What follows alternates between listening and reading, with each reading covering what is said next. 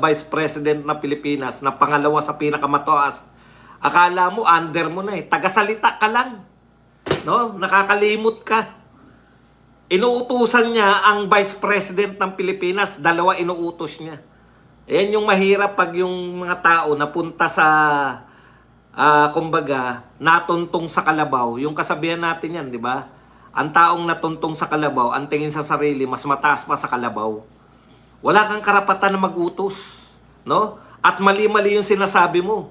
Isa ka talagang fake news. Ano ang lagi ngayon? Dinirekta niya na. Wag daw pasyal ng pasyal.